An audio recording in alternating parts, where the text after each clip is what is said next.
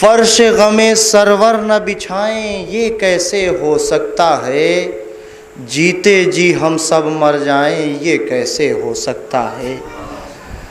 کرب و بلا ہے دل میں ہمارے ہم بے شیر کے نوکر ہیں، کرب و بلا ہے دل میں ہمارے ہم بے شیر کے نوکر ہیں، پیاسے کو پانی نہ پلائیں یہ کیسے ہو سکتا ہے، پیاسے کو پانی نہ پلائیں یہ کیسے ہو سکتا ہے۔ اور کیسی وحشت کیسی دہشت گھر اجڑے پاسر کٹ جائے، کیسی وحشت کیسی دہشت گھر اجڑے پاسر کٹ جائے، کرب و بلا ہم لوگ نہ جائیں یہ کیسے ہو سکتا ہے، کرب و بلا ہم لوگ نہ جائیں یہ کیسے ہو سکتا ہے۔ آئیے میں دعوت دیتا ہوں برادر عزیز مولانا اصغر مہدی صاحب سے کہ وہ رونق منبر ہوں اور ہم سبھی کو اپنے بیان سے مستفید فرمائے۔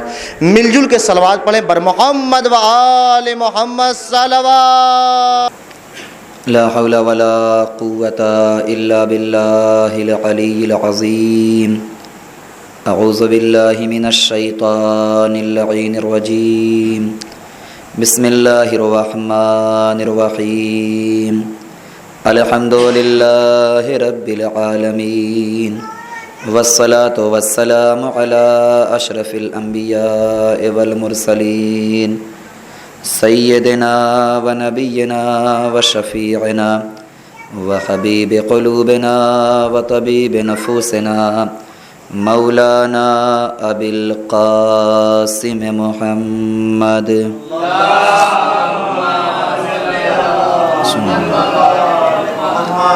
وآله الطيبين الطاهرين المعصومين المظلومين المنتخبين المنتجبين ولعنة الله على أعدائهم وغاصبي حقوقهم ومنكري فضائلهم ومصائبهم أجمعين من الآن إلى قيام يوم الدين أما بعد فقد قال رسول الله صلى الله عليه وآله وسلم إن الحسين مصباح الهدى وسفينة النجاة أحب الله من أحب حسينا وأبغض الله من أبغض حسينا۔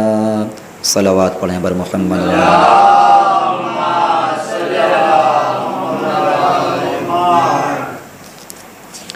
آپ حضرات سے گزارش ہے کہ ایک مرتبہ سورہ حمد اور 3 مرتبہ سورہ توحید کی تلاوت فرما کر محمد یوسف مرحوم ابن باقر حسین مرحوم، نبی حسن مرحوم ابن حسن مرحوم، حبیبہ مرحومہ بنت جواد حسین مرحوم، نور الحسن مرحوم، مرحومہ حشمت البی بی مرحوم، مرحومہ سجاد حسین ابن مرحوم سجاد حسین ابن ابرار حسین، مرحوم ابرار حسین ابن دلدار حسین، مرحوم کنیز فاطمہ بنت اولاد حسین، ان تمام مرحومین کو دل میں رکھ کے نیت کر کے ایصال ثواب۔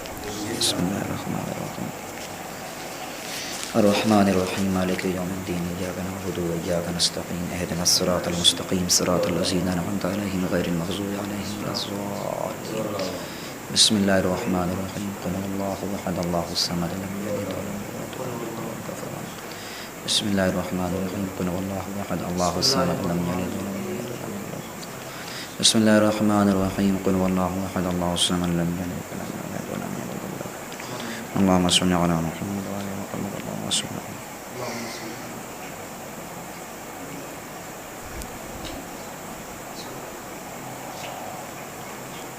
اللهم صل علی محمد۔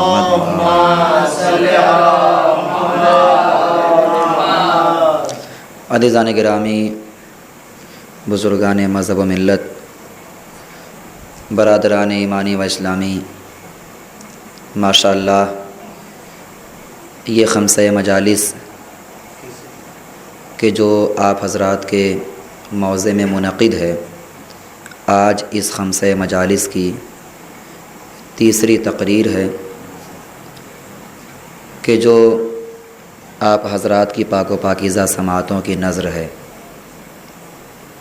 دیکھیے، ہمارے مذہب اسلام کا سب سے بڑا امتیاز یہ ہے کہ اس مذہب میں مدد کرنے پر بہت زور دیا گیا ہے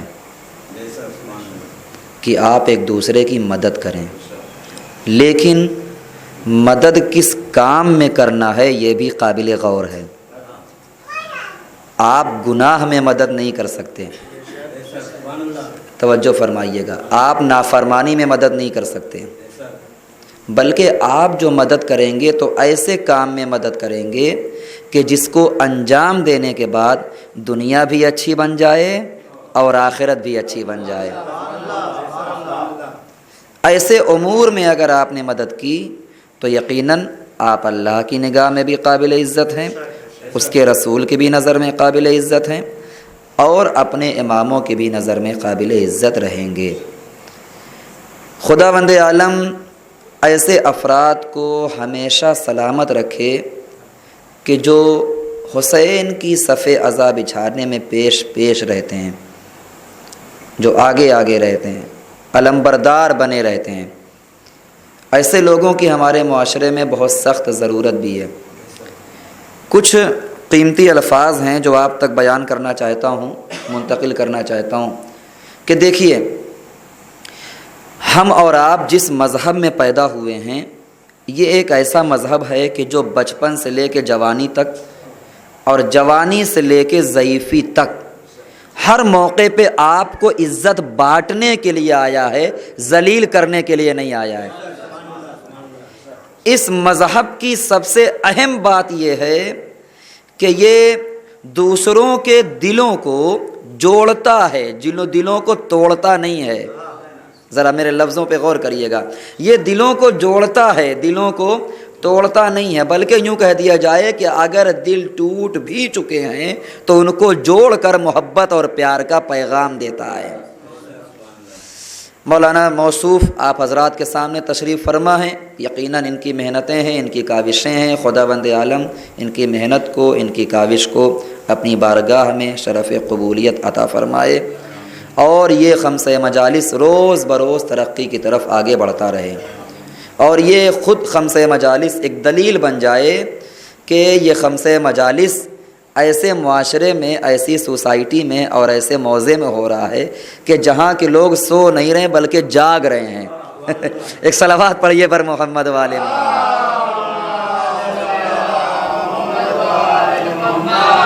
عزاداروں کی ایک پہچان ہے، اور اس پہچان کا نام ہے محبت، اس پہچان کا نام ہے پیار، اس پہچان کا نام ہے عشق۔ عشق سے بڑی محبت کی کوئی منزل ہوتی نہیں ہے۔ محبت شروع ہوتی ہے، یعنی کہ عشق کی آخری جو منزل ہے وہ عشق ہے۔ ابتدا محبت ہے، پھر مودت ہے، پھر عشق ہے۔ دیکھیے، اہل بیت سے جو لوگ عشق کرتے ہیں وہ پہلے محبت کے مرحلے میں ہوتے ہیں، پھر مودت کے مرحلے میں ہوتے ہیں، پھر وہ عشق کے مرحلے میں آتے ہیں۔ فرش عزا جو آپ بچھاتے ہیں یہ پہلے محبت ہوتی ہے، پھر مودت ہوتی ہے، پھر عشق ہوتا ہے۔ آج اتنے سخت ماحول میں اتنی پابندیاں لگنے کے باوجود عزاداروں کا فرش عزا بچھانا، مومنین کا فرش پہ جمع ہونا، یہ محبت نہیں ہے، یہ مودت نہیں ہے، بلکہ یہ عشق حسین ہے۔ ایک صلوات پڑھیے محمد والے محمد پر۔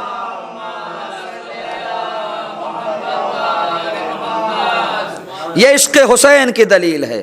دامے درہمے سخنے کسی بھی اعتبار سے اگر کوئی انسان حسین کی عزا بچھانے میں، حسین کی صف عزا بچھانے میں، حسین کی عزاداری کو منعقد کرنے میں مدد کرتا ہے تو خداوند عالم اس کے 1 روپے کو لاکھوں کے برابر بنا دیتا ہے۔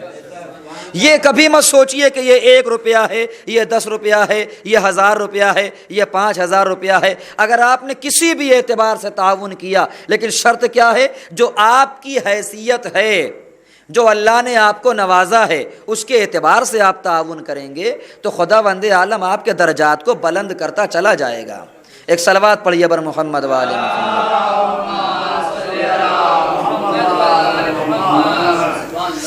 ابھی مولانا نے کہا کہ مجمع کی قلت اور کثرت کو مت دیکھیے گا، یہ حقیقت ہے، اور میں کہتا بھی ہوں کہ آج تک اس حقیر نے جہاں بھی نوکری اور ذاکری کی ہے کبھی بھی مجمع کی قلت اور کثرت کو نہیں دیکھا ہے کہ 10 لوگ ہیں، 1000 لوگ ہیں، 5000 لوگ ہیں، 500 ہیں، نہیں، جو مجمع کی قلت اور کثرت کو دیکھے وہ حقیقی شیعہ ہے ہی نہیں،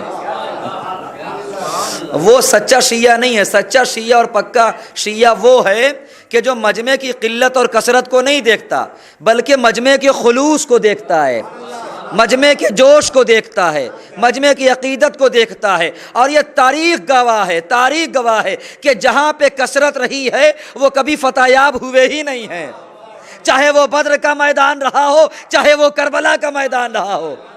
کربلا میں بھی ایک طرف زیادہ سے زیادہ 9 لاکھ لوگ تھے، ایک طرف 72 لوگ تھے، لیکن اللہ نے ایسا انتظام کر دیا کہ آج پوری دنیا میں 72 کے نام لینے والے ہیں، 9 لاکھ کے نام لینے والے نہیں ہیں۔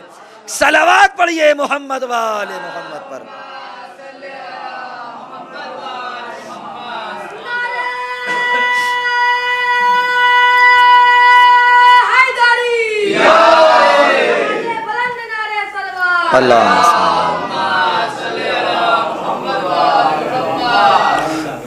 نہج البلاغہ میں ہمارے پہلے امام کا ایک قول ہے، امام کہتے ہیں بولو تاکہ پہچانے جاؤ۔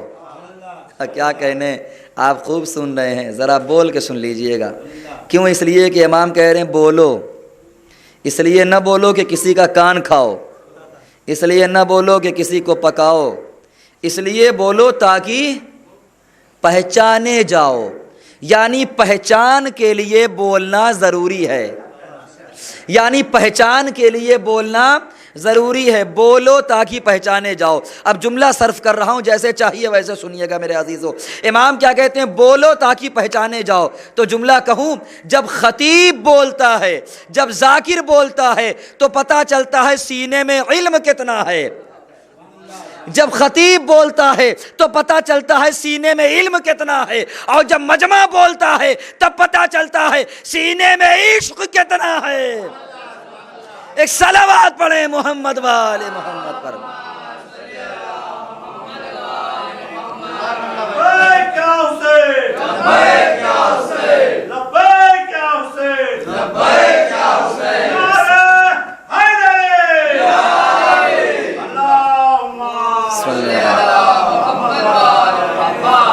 ایک مل جل کے باواز بلند صلوات پڑھیں بر محمد والے۔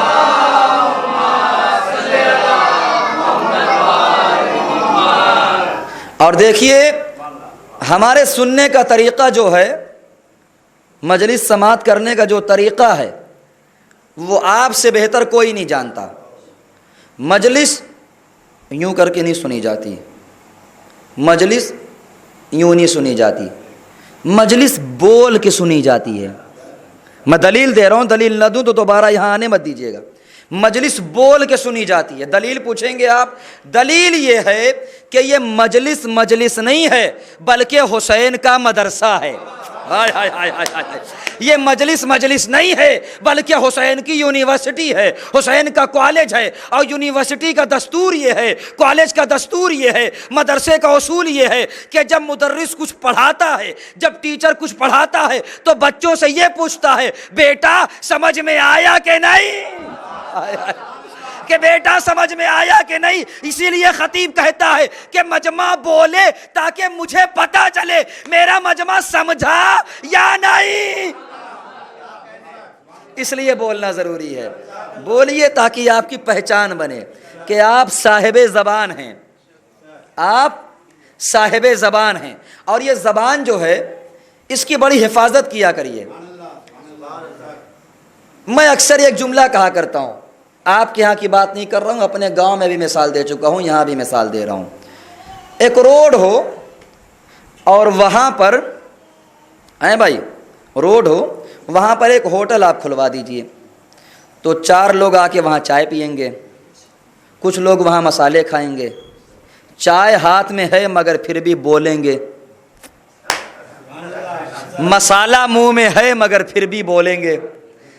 ارے بھائی ذرا خاموشی رکھ لیجئے، چائے وہ پی لیجئے پھر بولیے، مسالہ تھوک دیجئے پھر بولیے۔ کہانی مولانا صاحب یہ ہے ہوٹل، ہوٹل پہ خاموشی نہیں ہوتی۔ تو سمجھ میں آیا کہ ہوٹل پہ زبانیں رکتی نہیں ہیں، مگر کچھ ایسے بھی لوگ ہیں جن کی زبانیں فرش عزا پہ کھلتی نہیں ہیں. نظریہ بدلیے. یہاں زبان رکنے نہ پائے, یہاں زبان رکنے نہ پائے, اور غیبت کرنے کی وجہ سے وہاں زبان کھلنے نہ پائے. وہاں بولو جہاں بولنے کا ثواب ہے, وہاں نہ بولو جہاں بولنے میں گناہ اور عذاب ہے.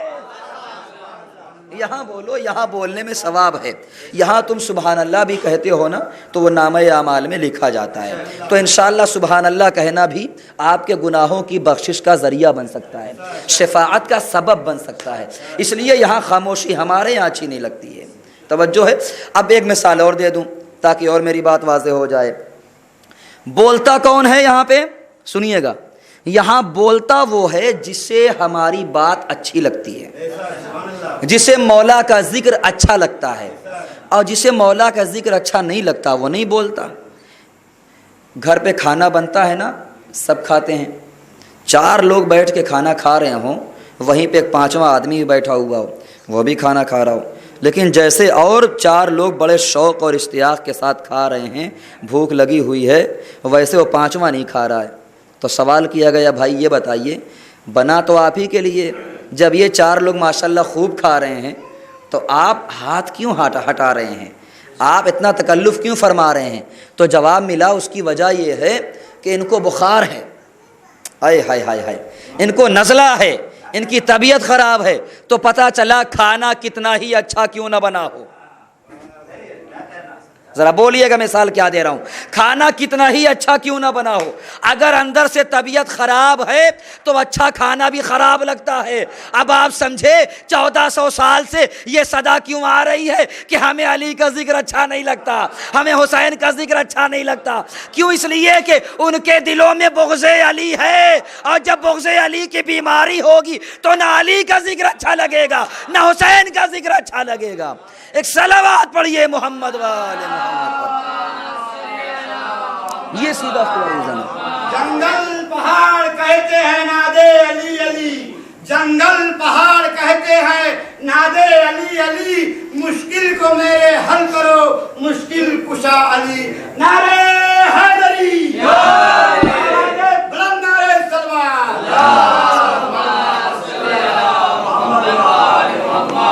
توجہ فرمائیے گا میرے عزیزوں. حسین منار ہدایت ہیں, بے شک حسین ہدایت کا چراغ ہیں اور نجات کی کشتی ہیں. بھائی سنیے, جس کو بھی ہدایت لینی ہو حسین تک آؤ. اب یہاں سے بولیے گا, جو بہت قیمتی الفاظ ہیں میرے, وہ میں عرض کر رہا ہوں کہ جس کو بھی ہدایت لینی ہو حسین تک آؤ, ہے نا, اور جس کو بھی نجات لینی ہے وہ حسین تک آئے. یعنی کہ ہدایت ملے گی تو در حسین پہ, نجات ملے گی تو در حسین پہ. اس کی دلیل یہ ہے کہ بالوں پر چھن چکے تھے, فطرس کو بالوں پر ملے تو در حسین پہ, فطرس کو بالوں پر ملے تو در حسین پہ. راہب بے اولاد تھا, اولاد ملی تو در حسین پہ. حر جہنمی تھا, جنتی بنا تو ہائے ہائے ہائے ہائے. بھائی شب عاشور کے پہلے کیا کسی مورخ کے قلم میں اتنی قوت تھی جو حر کو جنتی لکھے؟ لیکن نہیں, جب حر نے یزید کو چھوڑا حسین کی طرف آئے تو آج جھوٹا سے جھوٹا راوی بھی یہی کہتا ہے کہ حر شب عاشور سے پہلے جہنمی تھا, شب عاشور کے بعد سے لے کر قیامت تک لکھا جائے گا حر علیہ السلام حر جنتی ہے. کیوں؟ اس لیے کہ حسین کی مدد کو آ گئے, یہ ریزن تھا. تو حسین ہدایت کا چراغ ہے, جس کو بھی ہدایت لینی ہو در حسین پہ آئے. اب آئیے جلدی جلدی کچھ لفظیں بیان کرتا ہوں. حسین کیا ہیں آج کے زمانے میں؟ میرے نوجوان بھائی میری طرف متوجہ رہیں, بزرگوں کے لیے تو پڑھتا ہی نہیں, میں بزرگوں سے سیکھتا ہوں. آج کے زمانے میں اگر کوئی آپ سے پوچھے کہ حسین کیا ہیں, ذرا ذرا سا آگے آ جائیے, آ جائیے آ جائیے, ایک صلوات پڑھ دیجئے.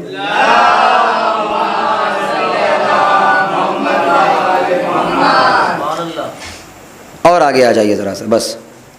اگر کوئی آج کل کے زمانے میں آپ سے یہ پوچھے کہ حسین کیا ہیں تو آپ اس کو بہت گاڑھا مت بتائیے گا, ورنہ وہ سمجھ ہی نہیں پائے گا. گاڑھا واڑا مت بتائیے گا اسے. آپ حسین کیا ہیں اسے بس یہ بتائیے قبلہ توجہ، حسین کیا ہیں؟ میرا مجمع متوجہ ہو جائے براہ کرم۔ حسین اس ہستی کو کہتے ہیں، اس ذات کو کہتے ہیں کہ جس نے جنگل کو جنت بنا دیا۔ ہائے ہائے ہائے ہائے ہائے، کہاں بیٹھا ہے میرا مجمع؟ میں کیا کہہ رہا ہوں؟ حسین اس ذات کو کہتے ہیں جس نے جنگل کو جنت بنا دیا۔ اور بڑا جملہ کہوں، جو خاموش ہے مجھے تعجب ہو رہا ہے، وہ آخر کیا سن رہے ہیں؟ حسین اس ذات کو کہتے ہیں جس نے جنگل کو جنت بنا دیا۔ اس جملے پہ جو نہیں بولا اس کی اپنی قسمت ہے۔ سنو، حسین اسے کہتے ہیں جس نے خاک کرب کو خاک شفا بنا دیا۔ ہائے ہائے ہائے ہائے ہائے، نعرہ حیدری۔ آج تم یہ پوچھتے ہو حسین کیا ہیں، حسین کون تھے، حسین جیتے یا ہارے؟ ارے تم ہم سے پوچھتے ہو، آؤ میں اپنے مولا سے پوچھ کے بتاتا ہوں کہ حسین جیتے یا ہارے۔ سب سے بڑا منظر کربلا کا پیش کرتا ہوں، سنیے۔ کربلا میں ایک بچہ بہت چھوٹا تھا، مصائب نہیں پڑھ رہا ہوں، اس نحو سے اگر آپ نے فضائل سنا ہو تو نہ بولیے گا۔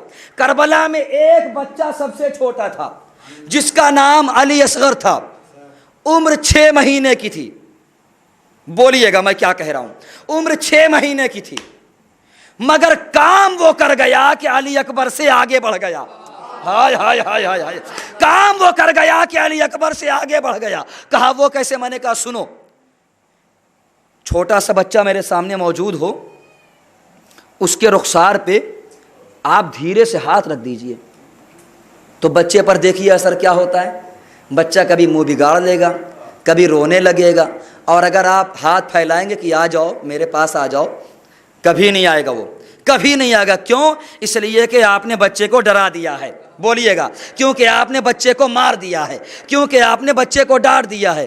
آپ اسی کے بالمقابل مجھے مار کے دیکھیے، میں روؤں گا، میں تڑپوں گا، میں بلکوں گا؟ نہیں، میں روؤں گا نہیں۔ اس کی وجہ کیا ہے؟ آپ میں سے کوئی پوچھ سکتا ہے مولانا صاحب یہ وجہ کیا ہے کہ چھوٹے بچے کو دھیرے سے تماچا مارا گیا، وہ رونے لگا، آپ کو تیز بھی مارا گیا تو آپ نہ روئے؟ تو اس کا سیدھا سادہ جواب یہ ہے کہ بھائی وہ بچہ ہے، وہ بچہ ہے، اس کے اندر اتنی زیادہ قوت برداشت نہیں ہے کہ وہ برداشت کر سکے، اور ہم بڑے ہیں تو ہم بڑے ہیں تو ہم برداشت کر سکتے ہیں۔ اب سوال یہ ہے کہ جب علی اصغر کے رخسار پہ، جب علی اصغر کے گلے پہ تیر لگا تو علی اصغر ہنسے کیوں اور روئے کیوں نہیں؟ سوال ہے یا نہیں ہے؟ تو میں نے کہا میرے مولا علی اصغر آپ ہی بتا دیجئے کہ جب آپ کے گلے پہ تیر لگا تو آپ مسکرائے کیوں؟ میرے مولا نے کہا مسکرائے اس بات پہ رہا ہوں تاکہ دنیا والوں کو بتا دوں کہ دیکھو ابو سفیان کا پوتا ہار گیا، ابو طالب کا پوتا جیت گیا۔ میں اس بات پہ مسکرا رہا ہوں۔ آواز بلند نعرہ سلوات۔ حسینیت زندہ باد، حسینیت زندہ باد، حسینیت زندہ باد۔ یزید پہ لعنت، یزید پہ لعنت، یزید پہ لعنت۔ آواز بلند نعرہ سلوات۔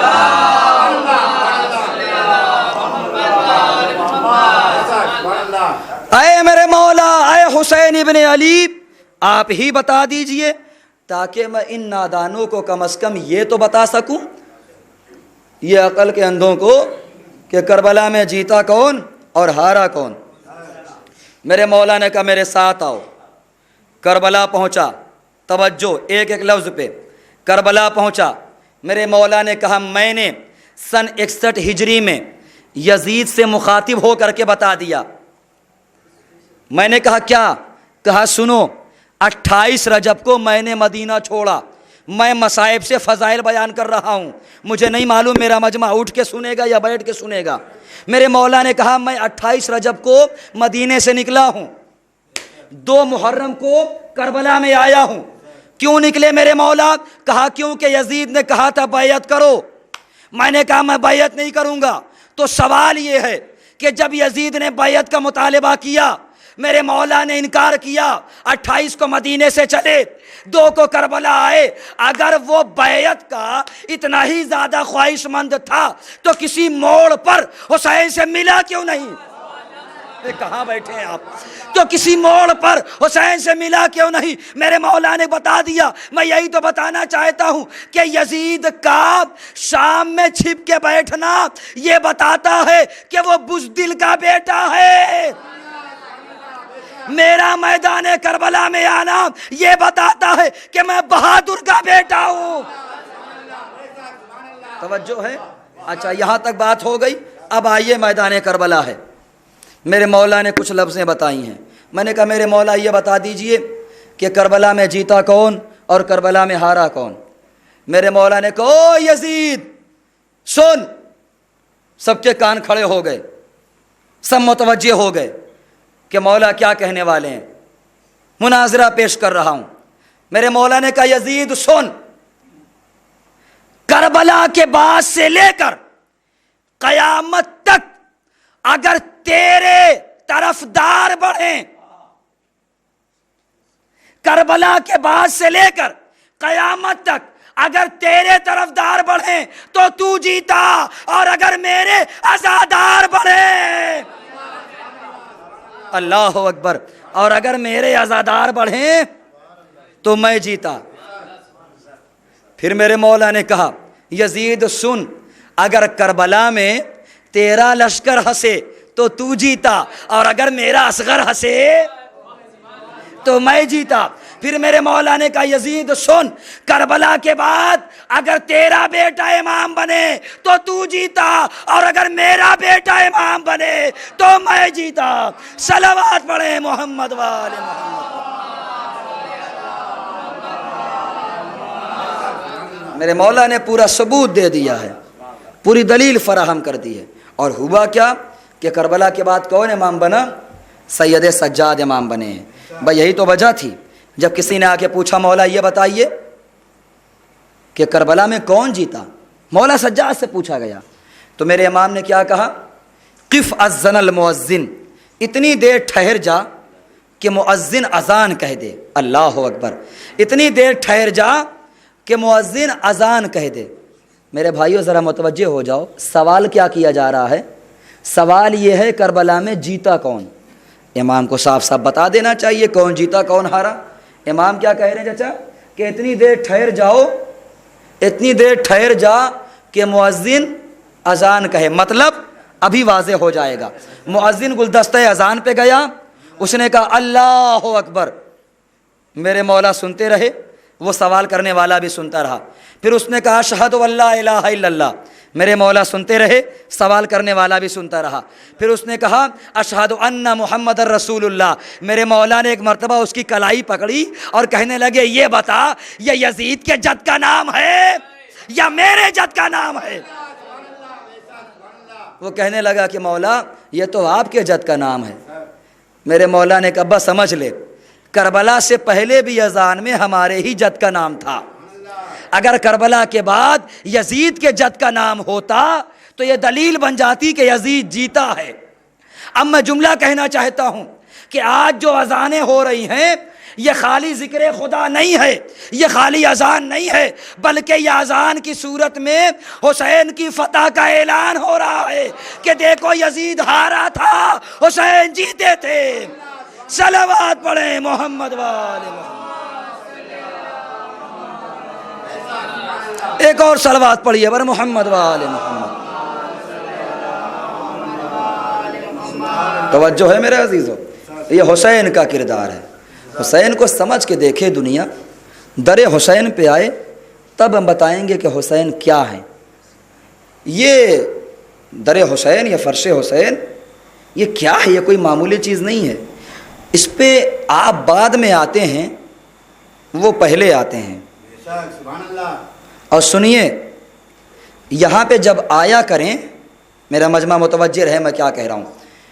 خداوند عالم سب کو دولت دے، عزت دے، شہرت دے، صاحب حیثیت بنائے، لیکن جب در حسین پہ آیا کریں تو سروں کو اٹھا کے نہ آیا کریں۔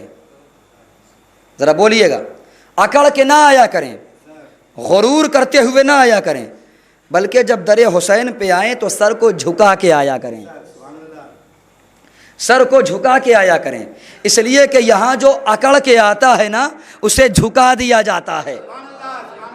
اور جو جھک کے آتا ہے اسے حر علیہ السلام بنا دیا جاتا ہے۔ یہ در غرور کا در نہیں ہے، یہ در تواضع اور انکساری کا در ہے۔ کائنات میں بڑے گھر ہیں مولانا صاحب، ایک فکر دے رہا ہوں، دنیا میں بہت گھرانے ہیں، بہت خاندان ہیں، بڑے بڑے محل ہیں، کسی نے تاج محل بنوا دیا تو کسی نے لال قلعہ بنوا دیا اور کسی نے بڑی بڑی عمارتیں بنوا دیں۔ ایک جملہ کہہ دوں، پتہ نہیں میرا مجمع بولے گا یا نہیں بولے گا، نہیں بولے گا تب بھی سمجھ کے خاموشی رہیے گا، بہت کچھ ہے۔ جب دنیا والے نے ایک دنیا والے سے محبت کی تو تاج محل بنوا دیا، آئے ہائے ہائے ہائے۔ جب دنیا والے نے ایک دنیا والے سے محبت کی تو تاج محل بنوا دیا، اور جب خدا نے حسین سے محبت کی تو کربلا بنا دیا۔ جب خدا نے حسین سے محبت کی تو کربلا بنا دیا۔ ابھی جملہ ادھورا ہے، جملہ پورا کرنے دیجئے۔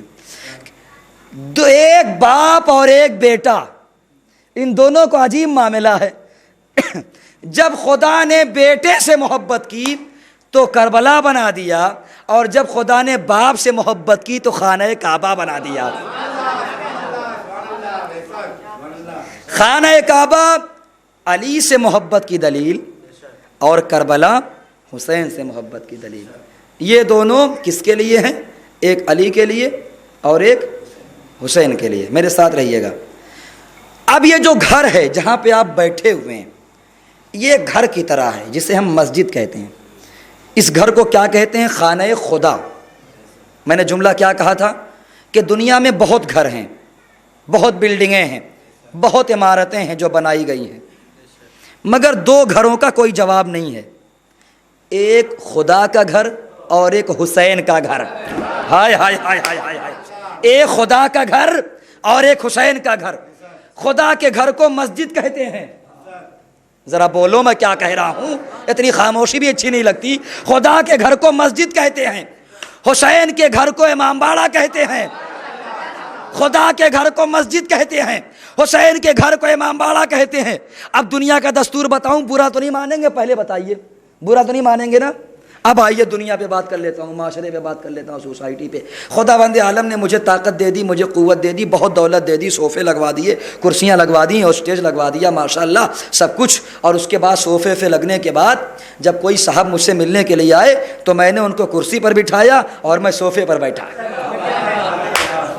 میں نے ان کو کرسی پر بٹھایا اور میں صوفے پر بیٹھا۔ اور آگے بتاؤں آپ کو، چلیے کوئی پہلوان آ گئے، کوئی بہادر آ گئے، کوئی نوحہ خان آ گئے، کوئی مولانا آ گئے، کوئی ذاکر آ گئے، ارے کوئی پردھان آ گئے۔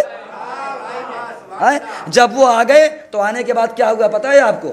جب وہ آ گئے تو میں نے ان سے کہا کہ جناب آپ کرسی پر بیٹھ جائیے، میں صوفے پر بیٹھوں۔ ارے مولانا آپ کو تمیز تہذیب نہیں ہے، میں گاؤں کا پردھان ہوں، آپ کہہ رہے ہیں میں کرسی پر بیٹھوں۔ میں نے کہا پھر مثال ہے، برا مت مانیے گا، پہلے ہی کہا ہے۔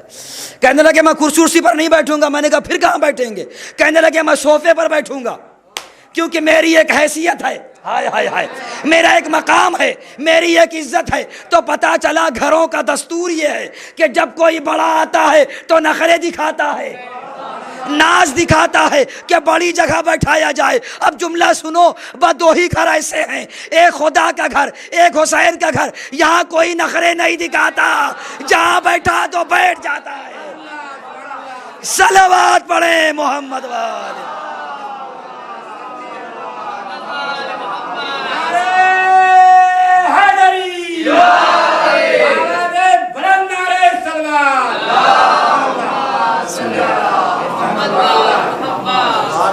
یہاں کوئی نخرے وخرے نہیں دکھاتا، اس لیے کہ یہاں جو نخرے دکھائے گا وہ بے اوقات ہو جائے گا، اس کی کوئی حیثیت نہیں رہے گی۔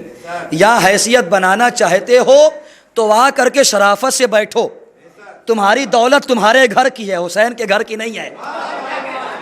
تمہاری طاقت تمہارے گھر کی ہے، حسین کے گھر کی نہیں ہے۔ حسین سے اگر چاہتے ہو نا تو یہاں چھوٹے بن کے آؤ، بڑے بن کے نہ آؤ۔ یہاں جتنے چھوٹے بن کے آؤ گے اتنا بڑا بنایا جائے گا، اور جتنے بڑے بن کے آؤ گے اتنا چھوٹا بنا دیا جائے گا۔ جس کی مثال، ارے جملہ سنو، جس کی مثال ہے امریکہ، جس کی مثال ہے ایران. امریکہ کو بتا دیا کہ تو لاکھ بڑا ہو لیکن میرے سامنے تو خدا اور حسین سے بڑا کوئی بھی نہیں ہے.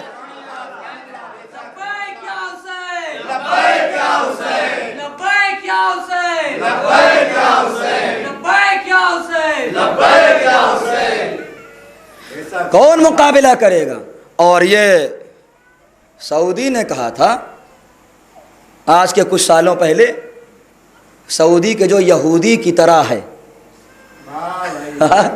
اس نے کیا کہا تھا؟ سنیے نوجوان بھائیوں، تمہارے لیے پڑھ رہا ہوں، قسم بتا رہا ہوں، میں بزرگوں سے تو سیکھ لیتا ہوں جو مجھے سیکھنا ہونا، میں نوجوانوں کے لیے پڑھ رہا ہوں، اپنے جیسوں کے لیے، بھائیوں کے لیے، کہ سعودی نے یہ کہا تھا کہ جب آپ کے آخری امام آئیں گے نا تو ہم ان سے مقابلہ کریں گے. ذرا بول کے سنو میں کیا کہہ رہا ہوں. ہم ان سے جنگ کریں گے، مقابلہ کریں گے. اب ایک جملہ کہوں تمہاری طرف سے کہہ رہا ہوں، اپنی طرف سے نہیں. جملہ کہنے جا رہا ہوں، استقبال تمہیں کرنا ہے، جملے پہ داد تمہیں دینی ہے.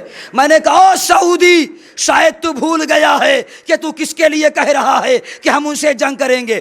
تو ایران سے مخاطب ہو کے کہہ رہا ہے نا کہ جب تمہارے امام آئیں گے، امام مہدی، تو ہم ان سے جنگ کریں گے. میں نے کہا سنو، امام مہدی سے جنگ بعد میں کرنا، ان کے غلاموں سے پہلے لڑ لو. اگر تم ان غلاموں سے جیت گئے تب مانیں گے کہ تم امام سے لڑ سکتے ہو. اور اس سے بڑا جملہ کہہ دوں جو خاموش ہے انشاءاللہ اس پہ ضرور بولیں گے کہ دیکھو خبردار امام سے لڑنے کی کوشش نہ کرنا، اس لیے کہ تمہیں ہم بتا دیں اگر امام سے لڑنا ہے نا تو پہلے ان کے 3 بیٹوں سے لڑ لو. ہائے ہائے ہائے مولانا، پہلے ان کے 3 بیٹوں سے لڑ لو. ایک وہ بیٹا جو نجف میں ہے، ایک وہ بیٹا کہ جو لبنان میں ہے، ہائے ہائے ہائے، ایک وہ بیٹا کہ جو ایران میں ہے. جو نجف میں ہے اسے سیستانی کہتے ہیں، جو لبنان میں ہے اسے نصر اللہ کہتے ہیں، اور جو ایران میں ہے اسے خامنائی کہتے ہیں.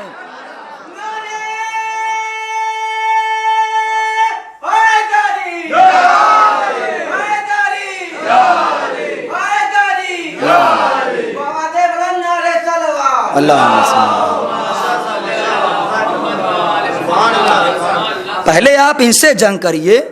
اگر ان سے تم لڑ سکتے ہو تب ہم یہ سمجھیں گے کہ امام کے سامنے آ سکتے ہو. امام کو ہرانا تو ناممکن ہے، یہ تو ہو ہی نہیں سکتا ہے کہ فاتح خیبر کا بیٹا شکست کھا جائے، یہ تو ہو ہی نہیں سکتا ہے. ان کی تو قسمت میں فتح لکھی ہوئی ہے اور تم اسے مٹا نہیں سکتے ہو. تمہیں تو ہارنا ہے، ہارنا تمہارا مقدر ہے، شکست کھانا تمہارا نصیب ہے. لیکن سامنے آ جاؤ تو جان لیں گے تم کیا ہو. اور سنیے، عجب نہیں کہیں سے آواز آ جائے کہ جب یہ سعودی امام کے سامنے آئے تو عجب نہیں یہی یہودی کہنے لگیں کہ خبردار اس سے مت لڑنا. کیوں؟ اس لیے کہ یہ اسی کا بیٹا ہے جس نے ہمیں خیبر میں مارا تھا، جس نے ہمیں خندق میں مارا تھا، جس نے ہمیں حنین میں مارا تھا. یہ اسی کا بیٹا ہے، اس سے لڑنے کی کوشش مت کرنا. آج دیکھیے، آپ غور کریے، مجلس اعضاء پہ حملہ کیا جا رہا ہے، عزاداروں پہ حملہ کیا جا رہا ہے. مجلس پہ حملہ کیوں کیا جا رہا ہے؟ بالکل آسان لفظوں میں اپنے بھائیوں کے لیے بیان کر رہا ہوں. مجلس میں حملہ کیوں کیا جا رہا ہے؟ اس کا ایک جواب ملتا ہے کہ ہم نے مجلس میں بم اس لیے مارا تاکہ آپ کی مجلسیں ختم ہو جائیں، تاکہ آپ کی مجلسیں بند ہو جائیں، مجلسیں کم ہو جائیں. میرے ساتھ رہنا، میتھمیٹکس پڑھنے والوں، بہت آسان حساب لگانے جا رہا ہوں، میرے ساتھ رہنا. کیا مقصد تھا بم مارنے کا؟ تاکہ آپ کی مجلسیں بند ہو جائیں. ایک مجلس بند کرنے کے لیے تم نے بم مارا، مرے کتنے؟ 10. 9 کو چھوڑو، میں 1 کا حساب لگاتا ہوں. اگر 1 بھی مرا تو مقصد کیا تھا؟ کہ ایک مجلس کو ختم کیا جائے. جب 1 مرا تو بتاؤں کتنی مجلس ہوئی؟ اس کا تیجا ہوا، اس کا 10واں ہوا، اس کا 40واں ہوا، اس کی برسی ہوئی. ارے تم 1 مجلس مٹانے پہ لگے تھے، یہاں سینکڑوں مجلسیں تیار ہو گئی. تمہارے مٹانے سے مجلسیں نہیں مٹنے والی ہیں. 1400 سال سے لے کے آج تک، مولانا موصوف تائید فرمائیں گے، فکر دے رہا ہوں آپ کو، سوچئے گا. بنی امیہ سے لے کے بنی عباس تک اور آج تک کی تمام ظالم اور باطل طاقتیں اس بات پر متحد ہیں کہ تمہیں مٹا دیا جائے. سن لو کان کھول کے, اس بات پر آمادہ اور تیار ہیں کہ تمہیں مٹا دیا جائے. بنی امیہ کی ساری طاقتیں ختم ہو گئیں, بنی عباس کی ساری قوتیں نابود ہو گئیں, مگر تم مٹے؟ بتاؤ مٹے؟ اب تمہارا مستقبل پڑھ رہا ہوں, عزاداروں کا مستقبل بتا رہا ہوں, عزاداروں کا پاسٹ بتا رہا ہوں. ماضی تمہارا یہ ہے کہ تمہیں زندہ دیواروں میں چنا دیا گیا. سننا میں کیا کہہ رہا ہوں, اور اگر جذبہ آ جائے تو بولنا ضرور, جوش آ جائے تو روکنا مت, بولنا ضرور. تمہیں زندہ دیواروں میں چنا دیا گیا. اس کے بعد کیا ہوا؟ تمہارے خون کا گارا بنایا گیا. اس کے بعد کیا ہوا؟ تمہیں سولی پر لٹکا دیا گیا. کیوں؟ محبت علی کے جرم میں. پھر بتاؤ مٹے؟ تم ختم ہوئے؟ نہیں. کیوں نہیں ختم ہو رہے ہو؟ مجھے جواب دو. ایک جملہ کہہ دوں مولانا, جملہ سمجھ جائیں گے انشاءاللہ یہ لوگ. جملہ یہ کہنا چاہ رہا ہوں آپ کا چھوٹا سا بھائی بن کے کہ سنیے, آپ مٹے کیوں نہیں؟ اس کی وجہ یہ ہے کہ اگر کسی گنہگار بندے کی ماں کی دعا ہوتے تو مٹ جاتے. تم تو حسین کے ماں کی دعا. تمام تر طاقتیں صرف کی گئیں, تمام تر قوتیں صرف کی گئیں کہ تمہیں مٹا دیا جائے, لیکن تم نہیں مٹے. ماہرین نفسیات کہتے ہیں دنیا کی 3 طاقتیں جس کے پیچھے پڑ جائیں اس کا نام صفحہ ہستی سے مٹا دیتی ہیں. ایک قلم کی طاقت جسے صحافی کہتے ہیں, اخبار, رائٹر. ایک دولت کی طاقت اور ایک حکومت کی طاقت. جو میں بیان کر رہا ہوں نا, یہ خون جگر ہے میرا جو بیان کر رہا ہوں. یہ سب آپ سنتے کم ہوں گے مجلسوں میں, اس لیے بیان کر رہا ہوں. قلم کی طاقت جس کے خلاف آ جائے اس کا نام مٹا دیتی ہے, اس کو نیست و نابود کر دیتی ہے. حکومت کی طاقت جس کے خلاف استعمال کر دی جائے اس کا نام و نشان مٹا دیتی ہے. دولت آپ جس کے خلاف صرف کر دیں تو پیسہ ویسا دے کر کے اس کا کام ختم کر دیتے ہیں, تمام کرا دیتے ہیں. یہ تینوں طاقتیں ایک وقت میں تمہارے خلاف استعمال کی گئیں.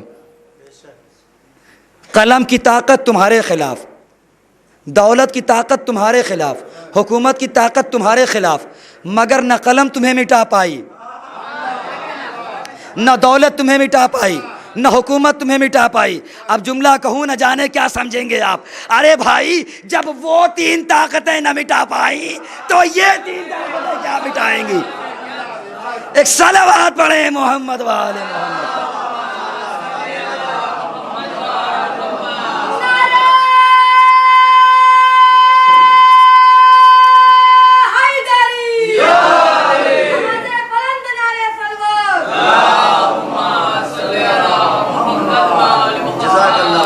اب پھر کیا ہوا کہ اور آگے لوگ بڑھے, انہوں نے چاہا کہ مٹا دیں.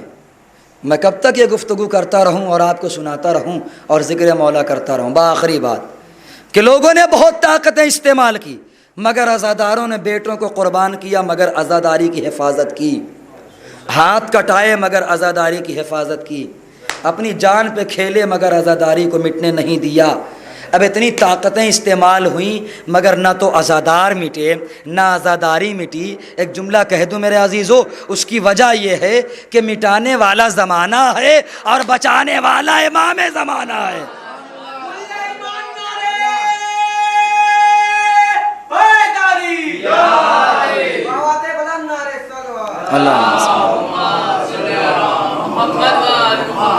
بس سبحان اللہ بھائی.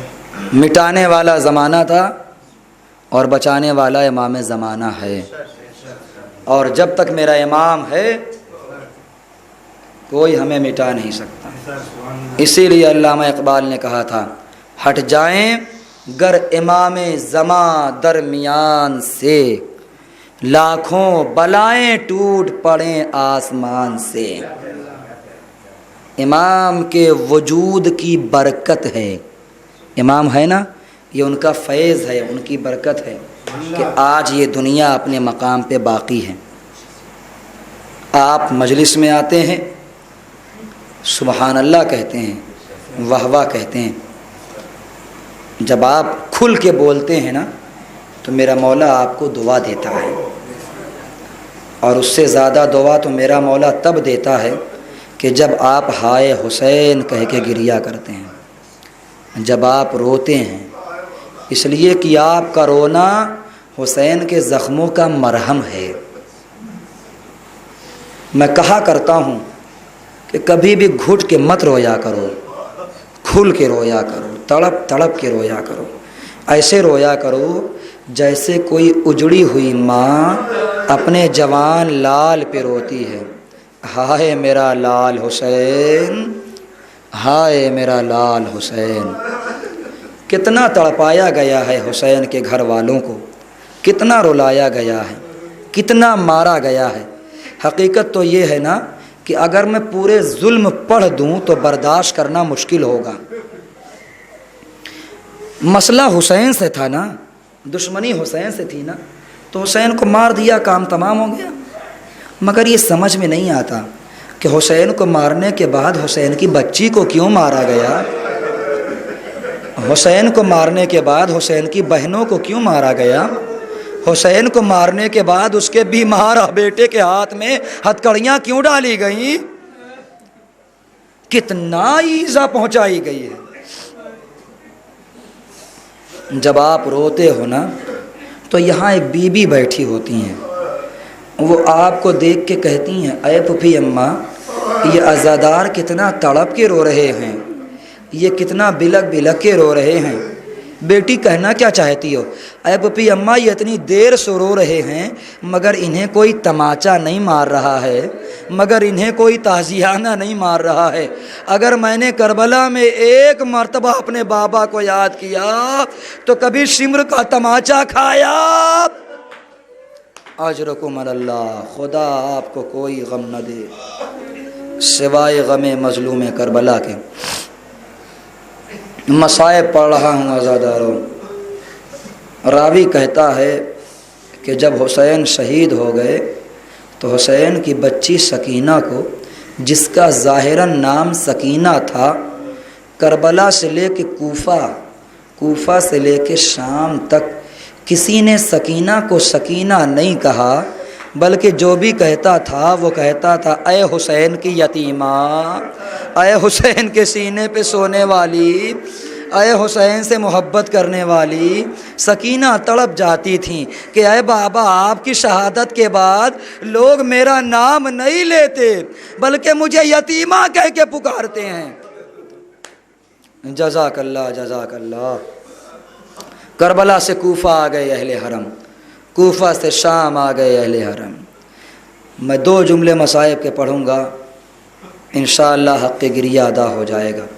جب یہ لٹا ہوا قافلہ کربلا سے ہوتا ہوا شام پہنچا ہے نا، تو میں آپ کو 2 ظلم بتاتا ہوں، 2 منظر دکھاتا ہوں۔ ایک منظر کوفے کا ہے اور ایک منظر شام کا ہے۔ کوفے کا منظر بتاؤں، جب میں نے کوفے کے مصائب پڑھے اور پھر شام کے مصائب کا مطالعہ کیا تو مجھے ایسا لگا کہ کوفے کے مصائب شام کے مصائب سے کچھ کم ہیں۔ وجہ بتا دوں آپ کو، برداشت کرو گے عزادارو؟ برداشت کر سکیں گے آپ؟ اس لیے کہ کوفہ وہ ہے کہ جہاں پہ خالی پتھر مارا گیا ہے، مگر شام وہ ہے کہ جہاں پہ مولا سجاد کے اوپر چھتوں سے آگ کے انگارے پھینکے گئے ہیں، کھولتا ہوا پانی ڈالا گیا ہے، آگ کا ایک انگارہ مولا سجاد کے امامے پہ آ کے پھنس گیا۔ میرا مولا رو کے کہتا رہا، ارے کوئی مجھے بچا لو، کوئی میرا امامہ اتار لو، مگر کوئی مدد کرنے والا نہیں۔ جلتا رہا امامہ سجاد کا، میرے مولا کا سر جلتا رہا۔ وہ لمحہ بھی آیا کہ جب بازار شام میں یہ قافلہ کھڑا کر دیا گیا۔ بازار شام میں جب یہ قافلہ کھڑا کیا گیا تو روایت بتاتی ہے ایک شخص ہے جس کا نام ابن عتیبہ ہے۔ ابن عتیبہ کہتا ہے کہ میں اپنے کچھ ذاتی کام سے شام آیا ہوا تھا، شام کے مسافر خانے میں وہ ٹھہرا ہوا تھا۔ ابن عتیبہ شام کے مسافر خانے میں ٹھہرا ہوا تھا. ایک مرتبہ اس کی آنکھ کھلی تو اس نے سنا کہ شادیانے بج رہے ہیں، خوشیاں منائی جا رہی ہیں، ڈھول کی آواز آ رہی ہے. مالک سے جا کے پوچھتا ہے ذرا یہ بتاؤ کیا آج مسلمانوں کی کوئی عید ہے جو اتنی زیادہ خوشی منائی جا رہی ہے؟ مالک نے بتایا نہیں، مسلمانوں کی عید نہیں ہے، بلکہ ایک شخص تھا جس نے بغاوت کی تھی، جس نے یزید کے خلاف اقدام کیا تھا، تو یزید نے اسے قتل کرا دیا ہے، اسی کو قتل کرنے کی خوشی میں یہ سب ہو رہا ہے. ابن عتیبہ کہتا ہے اب میں حیرت میں پڑ گیا، وہ کون سا شخص تھا جس کو مارنے کے بعد اتنی خوشی منائی جا رہی ہے، اتنے ڈھول بجائے جا رہے ہیں، اتنے شادیانے بجائے جا رہے ہیں. میں اسی مقصد سے اس سرائے سے نکلا، اس مسافر خانے سے نکلا، بازار شام میں آیا تو میں نے عجیب و غریب منظر دیکھا. اب یہاں سے روایت سنو عزادارو، انشاءاللہ بہت گریہ کریں گے. ابن عتیبہ کہتا ہے کہ جب میں بازار شام میں آیا تو میری نگاہوں نے کیا دیکھا کہ کچھ نورانی سر ہیں جو نوک نیزہ پر بلند ہیں، کچھ نورانی سر ہیں جو نوک نیزہ پر بلند ہیں، ان کے پیچھے کچھ سیدانیاں ہیں جن کے سروں پہ چادر نہیں ہے اور ہاتھ پسے گردن بدھے ہوئے ہیں.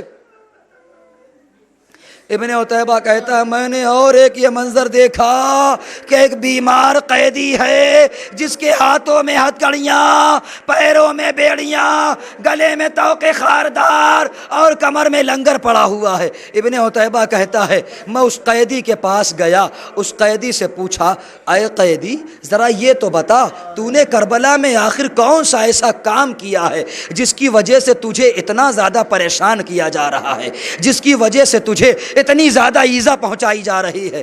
وہ قیدی کہتا ہے سر کو اٹھایا، سر کو اٹھا کے دیکھا، کہتا ہے اے ابن عتیبہ کیا تم نے ہمیں نہیں پہچانا؟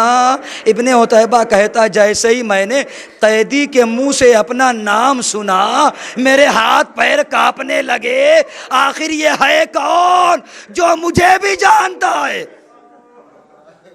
اجرکم اللہ. ابن عتیبہ کہتا ہے میں نے سوچا کہ یہ آخر ہے کون جو میرا نام تک جانتا ہے. میں نے کہا اے شخص تو میرا نام بھی جانتا ہے؟ پھر اس قیدی نے کہا ہاں میں یہ بھی جانتا ہوں کہ تو شام کا رہنے والا نہیں ہے، تو مدینے کا رہنے والا ہے، کسی مقصد سے شام آیا ہوا ہے. ابن عتیبہ نے ہاتھ کو جوڑ دیا اے قیدی اب تو بتا دے تو کون ہے؟ میرے مولا نے کہا ابن عتیبہ میں حسین کا بیمار بیٹا سید سجاد، وہ دیکھ نو کے نیزہ پر میرے بابا حسین، وہ میرا بھیا علی اکبر، وہ میرا بھیا قاسم.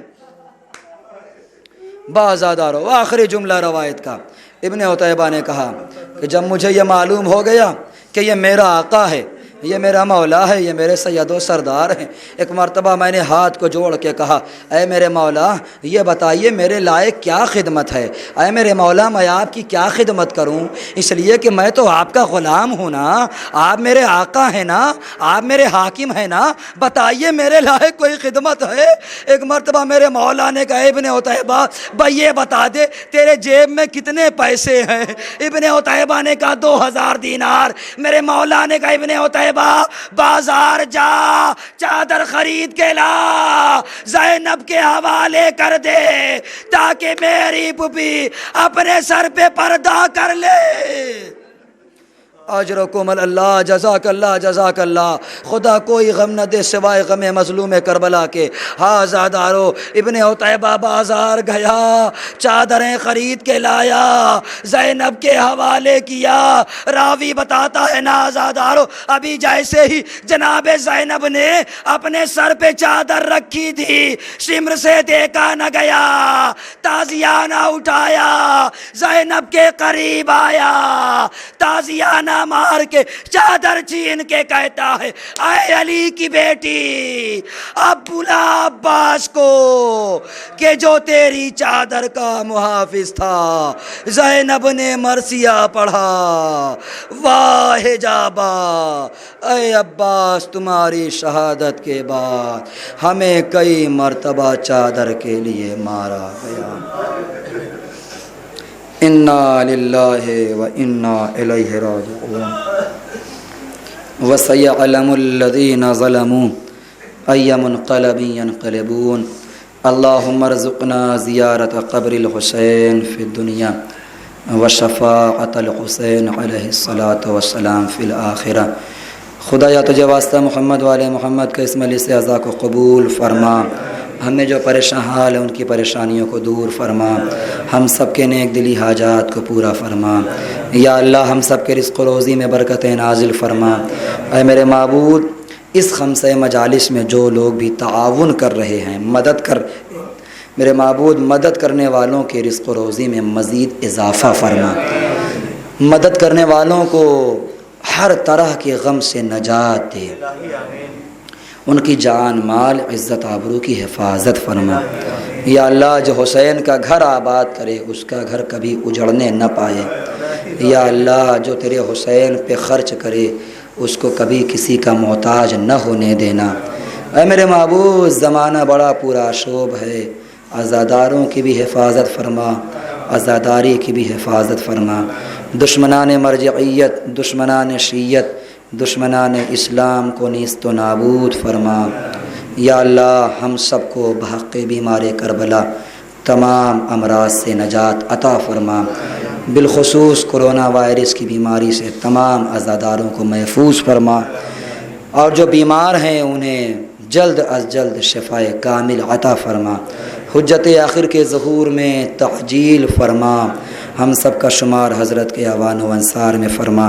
ربنا تقبل منا انکا انت السمیع العلیم بحق محمد و آلہ الطاہرین۔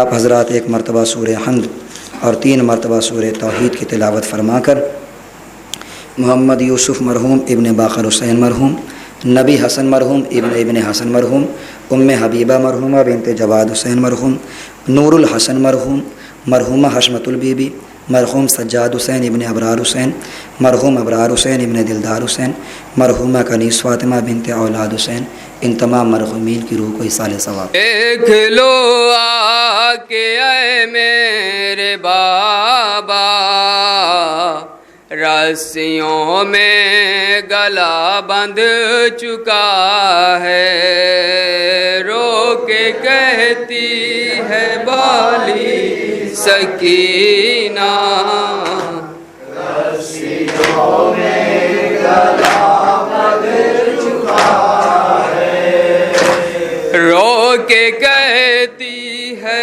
بالی سکینہ، رسیوں میں گلا بندھ چکا ہے۔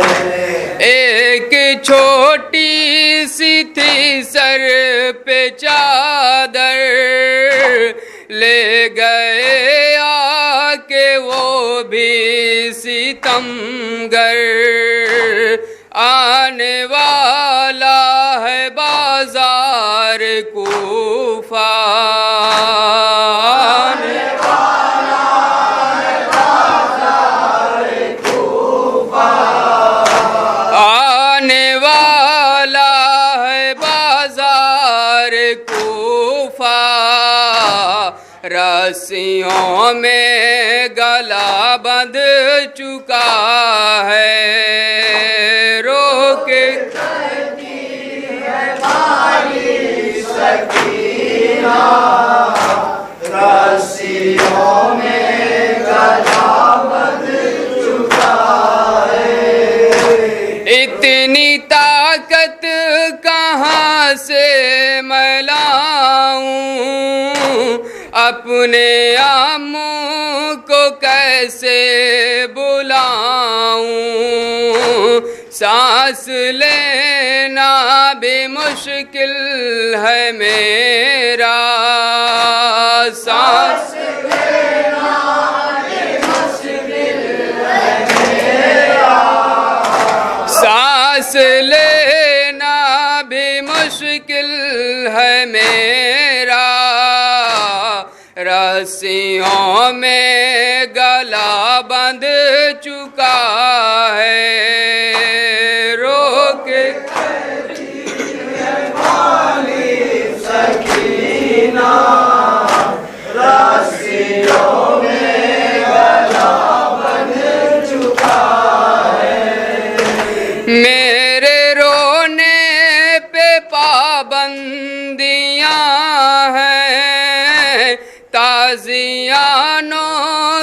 भी शक्तियाँ हैं, मिल रहा है तमाचों से पुरसा, मिल रहा है तमाचों से पुरसा, मिल रहा है तमाचों से पुरसा, रस्सियों में गला बंध चुका है, रोक कहती है मारी सकीना, रस्सियों में गला बंध चुका है, उठ गया आपका सर से साया, साथ भी छूट